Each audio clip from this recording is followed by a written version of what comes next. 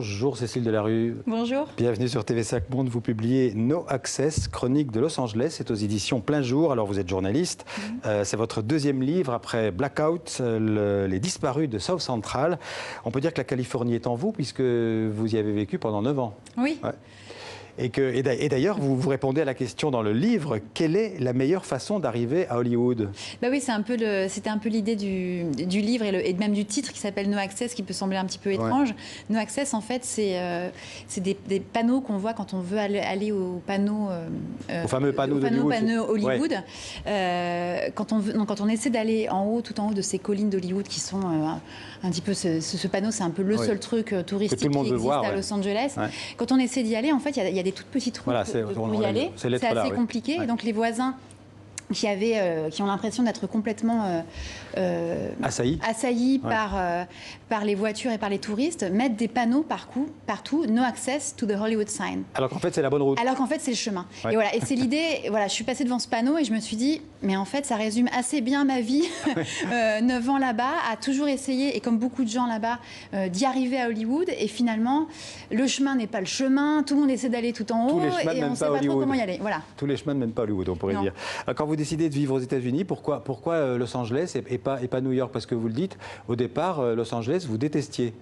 Alors j'ai détesté, oui. J'ai fait mes études là-bas, j'ai fait un trimestre là-bas, j'avais moins de 21 ans, donc je pouvais aller nulle part, puisqu'il faut pouvoir avoir plus de 21 ans pour pouvoir boire et voilà, avoir accès aux lieux adultes.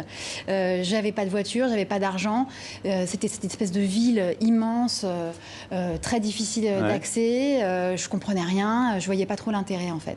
Et puis malheureusement ou heureusement, j'ai rencontré quelqu'un, un jeune homme, qui 2 semaines plus tard partait vivre à Los Angeles.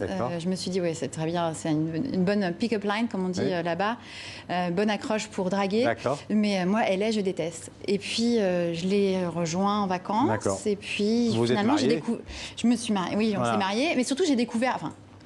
Et aussi, j'ai découvert une ville qui avait un intérêt phénoménal, en fait, parce qu'il y avait une vie complètement différente, justement, de celle de New York ou de Paris, qui était, voilà, être en voiture, au soleil, avoir une façon de vivre complètement différente de celle que j'avais pu vivre jusqu'à-là. Vous partez, vous faites 2 enfants, 2 garçons à Los Angeles, et vous constatez que parfois, aux États-Unis, les femmes s'arrêtent de travailler pour s'occuper de leurs enfants. On est souvent femmes au foyer. C'était pas vraiment votre truc au départ? Ah non, pas du tout. Et j'ai même été surprise dès ma première grossesse, en fait, de découvrir tout d'un coup qu'on me disait « Ah bon, tu cherches déjà… J'ai cherché une crèche. Je cherche une crèche. Quand je cherche la crèche, je ne tombe que sur des lieux de garde pour les chiens. » Parce qu'il y avait plus de lieux de garde pour les chiens que pour les enfants. Parce qu'il y a cette idée que la femme doit tout d'un coup est tellement heureuse d'avoir des enfants, ce qui est vrai, très heureux d'avoir des enfants, mais que tout d'un coup il faut qu'elle arrête tout. En fait. D'accord. Alors la Californie, on sait, c'est les stars, c'est les piscines, c'est le soleil, mais c'est aussi, vous en parlez dans le livre, la violence, la pauvreté, les SDF, les cartables par balle pour les enfants. Oui. C'est vraiment cet aspect de, il y a deux Los Angeles qui coexistent. Oui, enfin non, c'est la même ville en fait. En tout cas pour la peur des shootings, la peur des fusillades, ça c'est l'Amérique en général. Et c'est vrai que jusque-là, ça a été longtemps réservé à juste certains endroits. On pensait surtout plutôt Texas, plutôt voilà, l'Amérique vraiment qui est très armée.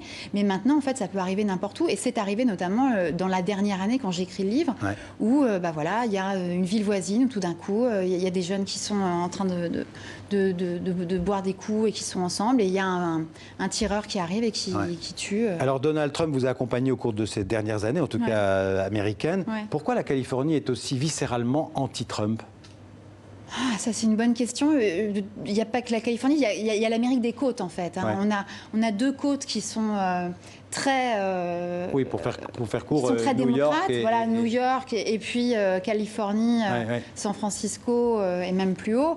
Et puis le centre qui est vraiment beaucoup plus attaché à ce personnage. Et pourquoi ça ne marche pas? Pourquoi ça ne colle pas en Californie avec lui? Ah ben, je pense qu'il est tout ce qu'il déteste. C'est l'homme alpha, c'est le gars qui mange des steaks, qui respecte pas les femmes. Enfin, c'est tout ce que justement eux essaient de ne pas faire, quoi. Bon, il y a plein de choses, hein, malheureusement, on ne pourra pas... Les États-Unis, c'est fini, vous retournez en France définitivement, là? Je suis rentrée en France définitivement. Ouais. D'accord, en tout cas pour ceux qui veulent, qui rêvent aux États-Unis, qui voudraient s'installer, c'est intéressant de voir comment ça s'est passé pour vous après 9 ans. Donc ça s'appelle No Access, Chroniques de Los Angeles, c'est aux éditions Plein Jour. Merci. Merci beaucoup. Cécile Delarue, merci beaucoup. C'est la fin de la